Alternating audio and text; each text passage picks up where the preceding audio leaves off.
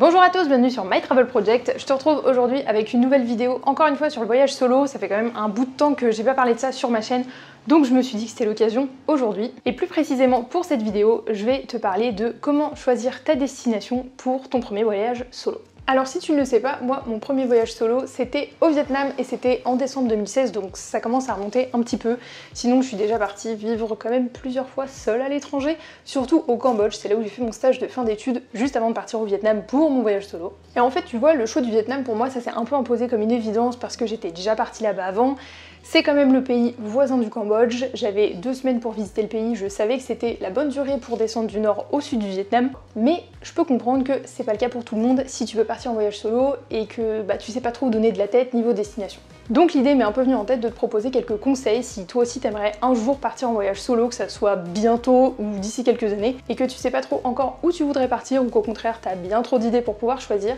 Et bah écoute, on va voir tout ça dans cette vidéo, donc c'est parti. Je te conseille donc de prendre un cahier et un crayon, sauf si tu préfères comme moi utiliser ton ordinateur. Et d'ailleurs, tu peux directement aller dans la barre d'infos pour voir mon article sur mon blog parce que le tableau Excel que j'utilise dans cette vidéo est disponible en téléchargement gratuit dans cet article.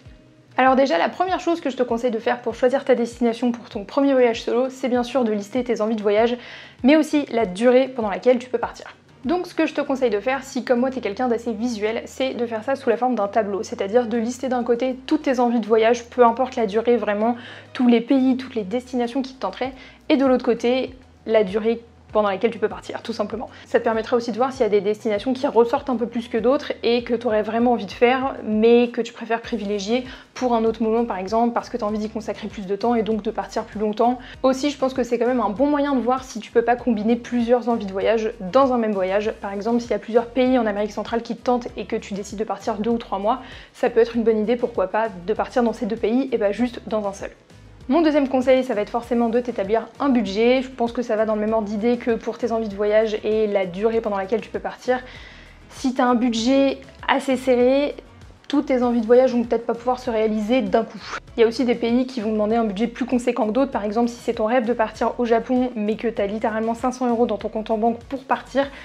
c'est peut-être possible et encore je ne pense pas, ou sinon ça va juste te payer le billet d'avion. Donc voilà, c'est aussi quelque chose quand même qu'il faut prendre en compte si tu as envie que ton premier voyage solo se passe bien. Établir un budget en amont pour être sûr de bien choisir ta destination en conséquence, pour moi c'est quand même essentiel. Après, t'es pas obligé d'avoir nécessairement un budget précis, mais quand même avoir un ordre d'idée, je pense que c'est quand même assez utile. Et si t'es pas trop sûr du budget que t'as par rapport à la destination dans laquelle tu voudrais partir, ce que je peux te conseiller, c'est d'aller sur le planificateur qui s'appelle À Contresens. Donc je te mets les liens dans l'écran et en même temps dans la barre d'infos. C'est un planificateur qui a été créé par des blogueurs de voyage du blog À Contresens. Et en fait, ce planificateur, en fonction des critères que tu rentres, de la durée que tu passes sur place, le pays dans lequel tu vas et de tes habitudes de voyage, va pouvoir te donner une fourchette, une estimation de combien tu peux t'attendre à dépenser sur place. Et je trouve que c'est vraiment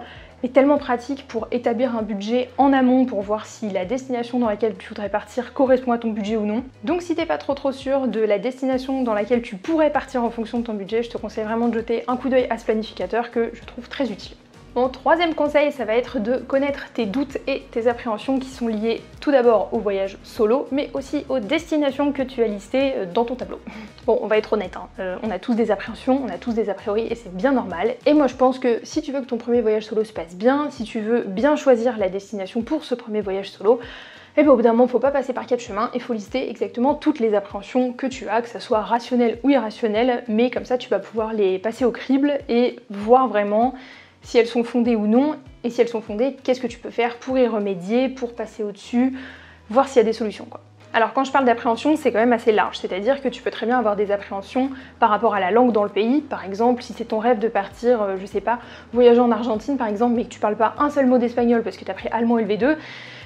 c'est totalement réalisable en fait d'aller en Argentine, mais peut-être que t'as pas envie d'avoir entre guillemets cette contrainte là pour ton premier voyage solo et que du coup tu te rendras compte que tu préférais privilégier un pays en Europe où tu vas pouvoir parler anglais et ça va être beaucoup plus facile. Parmi les autres appréhensions que je vois et qui sont totalement légitimes aussi, il y a souvent la question de la sécurité. Je sais que quand j'habitais au Brésil par exemple, c'est une question qu'on me posait souvent. J'avais fait d'ailleurs toute une vidéo sur la sécurité au Brésil, je te le mets dans l'écran et dans la barre d'infos également. La sécurité, donc que ça soit au Brésil ou dans n'importe quel pays, c'est souvent une appréhension qui revient, surtout pour les femmes qui décident de voyager seules. C'est totalement légitime et la seule chose que je peux te conseiller en fait par rapport à ça, c'est de bien te renseigner, que ce soit auprès de personnes qui sont parties dans ce pays, mais également sur les sites genre diplomatie.gouv et sur tout un tas de forums finalement. À toi de te renseigner aussi sur la situation du pays, est-ce que c'est le bon moment pour partir dans ce pays? Et bien sûr, une autre appréhension assez connue qu'on rencontre souvent avant de partir pour son premier voyage solo, c'est la question de la socialisation. Comment je vais rencontrer du monde, comment je vais me faire des amis, tout ce genre de choses.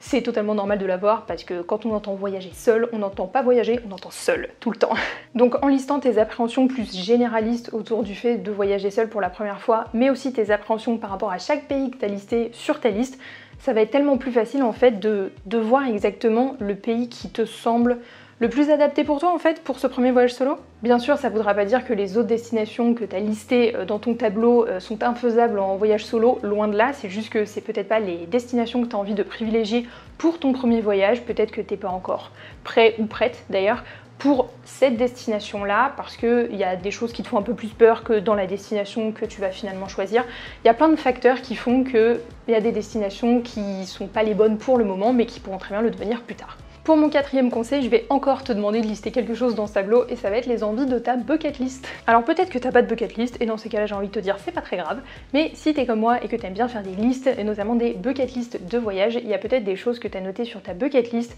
des activités, des expériences à faire, des endroits à découvrir dans les destinations que t'as listées qui correspondent finalement à ce que t'as mis sur ta bucket list. Donc ce que je te conseille c'est de passer au crible ta bucket list et de noter ces activités, ces expériences et tout ça à côté des pays, des régions, des villes que tu as listé dans ton tableau, parce que quitte à partir en voyage solo pour la première fois, si tu as l'occasion de cocher un ou deux trucs qui te tentent sur ta bucket list, bah pourquoi pas le faire. Souvent aussi, ce qu'on note sur sa bucket list de voyage, c'est souvent des choses qu'on a vraiment envie de réaliser dans sa vie, et le fait de les noter juste à côté des destinations que tu envisages pour ton premier voyage solo, ça va vraiment en fait faire ressortir la destination qui te tente le plus. Et je pense qu'avec tout ce que tu as déjà écrit sur ce tableau, c'est-à-dire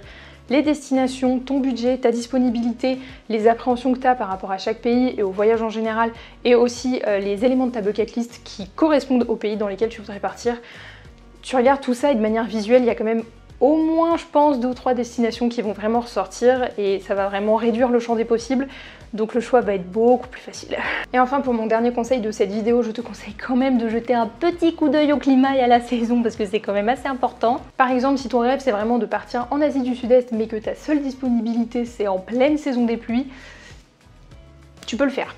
Je dis pas que tu peux pas le faire, je l'ai fait. Mais c'est peut-être pas la saison idéale. Donc voilà, je te conseille quand même de jeter un coup d'œil à la saison, au climat et bien sûr à ton envie de climat, surtout parce que tu as peut-être envie de partir dans un pays chaud et sec et justement de ne pas te taper la mousson. Donc ça peut être aussi un facteur décisif pour choisir ta destination pour ton premier voyage solo. Donc c'est tout pour cette vidéo, c'était tous mes conseils pour que tu puisses choisir ta destination pour ton premier voyage solo. J'espère que ça t'aura plu, j'espère que ça aurait pu être un peu informatif et que ça pourra t'aider pour choisir ta destination, même si en ce moment c'est un peu compliqué de voyager, ça n'empêche jamais de préparer son prochain voyage. Bien sûr, ce sont juste mes conseils qui viennent de mon expérience, donc si tu as une expérience différente de la mienne, n'hésite pas à écrire tes conseils dans les commentaires, je pense que ça pourra aussi servir à d'autres personnes. N'oublie pas aussi que dans tous les cas, en voyage, ton intuition c'est ton meilleur allié et je suis persuadée que ça sert aussi pour choisir sa destination pour son prochain voyage, que ça soit un voyage solo ou non. N'hésite pas à me dire dès maintenant en commentaire si tu penses partir en voyage solo ou au contraire si tu l'as déjà fait. J'espère que ça t'aura plu et nous on se retrouve bientôt pour une prochaine vidéo.